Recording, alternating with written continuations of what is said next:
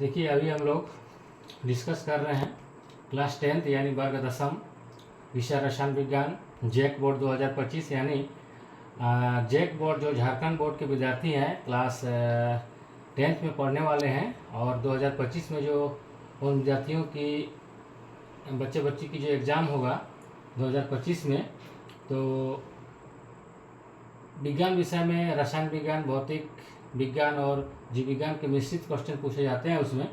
तो मैं कुछ एमसीक्यू क्वेश्चन जो है चैप्टर वाइज बता रहा हूँ और मेरा उम्मीद रहेगा कि आने वाले समय में ये सब क्वेश्चन जो है आपका एग्जाम में बहुत मदद करेगा। देखिए जैसे विषय रसायन विज्ञान में जो पहला चैप्टर है अध्याय 1, उसका नाम है रासायनिक अभिक्रिया एवं समीकरण, इंग्लिश में बोलते हैं केमिकल रिएक्शंस एंड इक्वेशंस। देखिए उसमें कुछ एमसीक्यू क्वेश्चन है।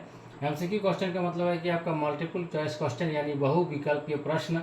बहुविकल्पीय प्रश्न में आपका कोई प्रश्न रहेगा और उसमें चार जो है आपका ऑप्शन दिया हुआ रहेगा। 4 ऑप्शन में से कोई एक ऑप्शन को चुनना है और उसको लिखना है। जैसे क्वेश्चन 1 देखिए अध्याय 1 से। अध्याय 1 का नाम क्या है? रासायनिक अभिक्रिया एवं समीकरण। इसको अच्छे से देख लीजिए। जैसे क्वेश्चन 1 है, रासायनिक अभिक्रिया में भाग लेने वाले पदार्थ को क्या कहते हैं?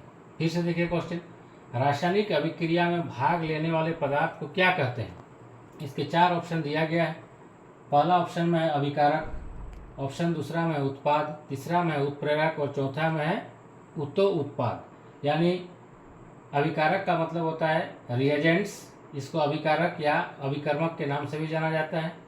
और दूसरा में उत्पाद, इसको इंग्लिश में बोलते हैं प्रोडक्ट। तीसरा उत्प्रेरक मतलब होता है कैटेलिस्ट और चौथा उत्पाद मतलब होता है बाई प्रोडक्ट।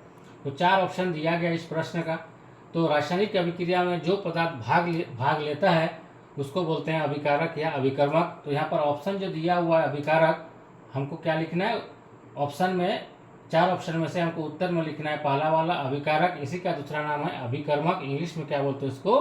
रिएजेंट्स। तो इस प्रकार से ये जो क्वेश्चन है उसका उत्तर हो गया अभिकारक या अभिकर्मक।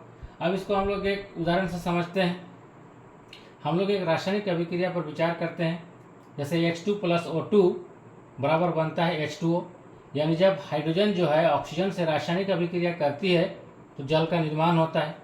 तो हाइड्रोजन जब ऑक्सीजन से रासायनिक अभिक्रिया करती है तो जल का निर्माण होता है। तो उसको जब रासायनिक समीकरण के रूप में लिखा जाता है इस प्रकार होता है 2H2 + O2 एरो 2H2O। ये जो तीर है, इस तीर के बायां साइड में जो भी आपको पदार्थ भाग लेते हैं उसको हम लोग बोलते हैं क्या? अभिकारक। और इस तीर के दायां साइड में जो भी आपका प्रोडक्ट बनता है वो होता है प्रोडक्ट या उत्पाद। तो यहाँ पर देखिए इस तीर के बायां साइड में 2 प्रकार के तत्व के परमाणु भाग ले रहे हैं। एक का नाम है हाइड्रोजन, दूसरा का नाम है ऑक्सीजन। तो तीर के बायां साइड में भाग लेने वाले पदार्थ है हाइड्रोजन ऑक्सीजन। तो हाइड्रोजन और ऑक्सीजन इस रासायनिक अभिक्रिया का अभिकारक या अभिकर्मक के नाम से जाना जाएगा। अगर हम लोग दूसरा एग्जाम्पल लेते हैं, जैसे हमको लेना है क्या? H2 + Cl2, तो ये बनाएगा आपका 2HCl।